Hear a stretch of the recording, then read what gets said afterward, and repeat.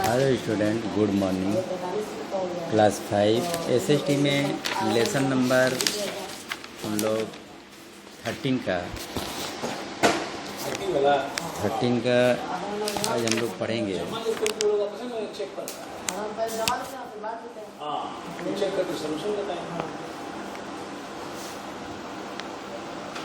The economic and social council.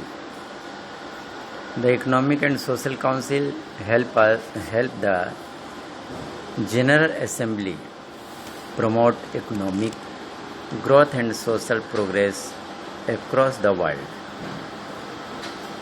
तो economic and social council जो है, ये परिषद जो है, ये जनरल असेंबली को प्रमोट करता है, जो कि सहायता करता है, उसको बढ़ने में मदद करता है, उनको विकसित होने में मदद करता है पूरी दुनिया के, पूरे वर्ल्ड में. It handles problems related to economy and society such as poverty. और इसमें जो हमारे समस्याएं हैं, जो आर्थिक स्थिति से जुड़े हुए हैं, सामाजिक स्थिति से जुड़े हुए, जैसे गरीबी, लिटरेसी, फेमिन, ईटीसी, ये सब समस्याएं जो हैं उसमें समाधान की जा सकती हैं. द काउंसिल हैड 54 मेंबर्स और who are elected by the general assembly for a period of 3 years. और ये काउंसिल का, इस परिषद का 54 सदस्य होते हैं, जो कि जनरल असेंबली के द्वारा चुने जाते हैं, और उनका पीरियड, समय जो होता है, 3 वर्षों का होता है. It generally meets twice a year. और उसमें एक वर्ष में 2 बार जो है उसकी मीटिंग होती है. मेरा सर, आप 9th क्लास का वीडियो अभी तक अपडेट नहीं किया. The trustee council, it was established in 1945 to help the countries. ये जो है 1945 ईस्वी में प्रकाशित हुआ, जो कि हमारे देश में, जो कि देश के सहायता के लिए होता है. विच वे आर अंडर कंट्रोल पावर्स, जिसके अंदर पावर होती है, colonial powers. It helped these countries to form self government.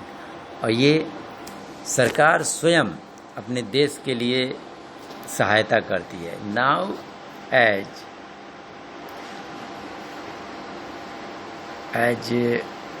most of this country are independent, the trustee council meets only when it is required to do so. तो जब हमारा आजकल जो हमारा देश स्वतंत्र हो गया, उसमें जब काउंसिल चाहती है, जब चाहती है, तब जो है ऐसा मीटिंग कर सकती है. The international court of justice. तो इंटरनेशनल कोर्ट ऑफ जस्टिस के बारे में अब देखेंगे. It is a judicial organs of the UN. ये जुडिशियल ऑर्गन्स है यूनाइटेड स्टेट ऑफ इंडिया का, and solve all the international problem, जिसमें इंटरनेशनल प्रॉब्लम जो होते हैं उनका समाधान किया जाता है. It was establish. इसकी शुरुआत जो होती है 1945 ईस्वी में, and is based on in the हैजू Netherlands. Its main function is to settle dispute between nations and give legal advice to the UN. और इसका मेन कार्य जो है 2 राष्ट्र के बीच करना होता है. इट हैज 13 जज. इसमें 13 जज होते हैं, who are elected for a period of 9, जिसकी नियुक्ति जो है 9 वर्ष के लिए होता है.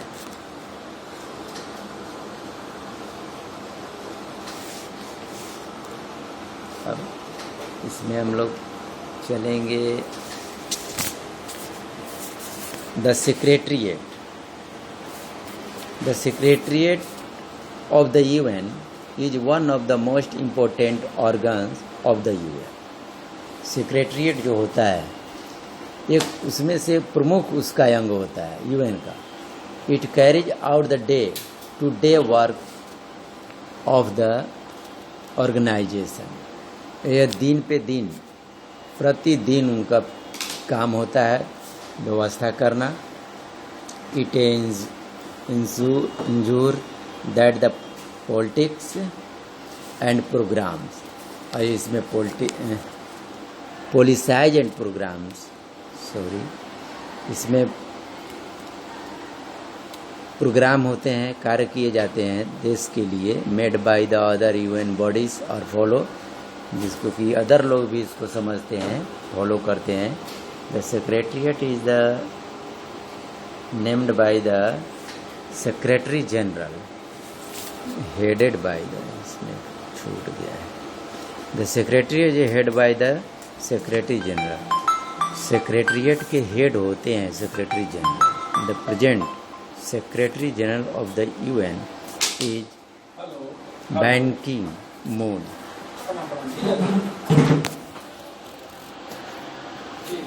Special agency of the UN apart from 6 major organs. इसमें 6 बड़े अंग हैं. There are UN agencies which carry out a lot of work, जो कि बहुत से काम को लेकर के चलते हैं पूरे दुनिया के. They are as follow. तो इसमें आप इसको फॉलो कर सकते हैं. जैसे नेम पढ़ेंगे उसके कार्य क्या हैं, इस चार्ट को पढ़ करके आप मालूम कर सकते हैं. जैसे पहला मैं बता रहा हूँ, united nation education scientific and cultural organisation. तो इसका काम है कि promote international cooperation in education, science and culture, preserve culture heritage site. इनके ये क्या कार्य हो जाते हैं.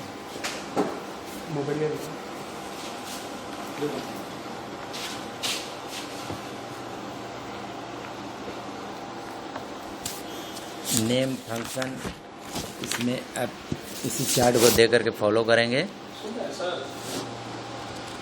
अब हम लोग चलते हैं India and the UN. India is one of the founder members of the UN. India का मेंबर भी यूएन से ही पाया जाता है. It joined the UN on 30 अक्टूबर 1945. उसमें ज्वाइन किए हैं 30 अक्टूबर 1945 ईस्वी को.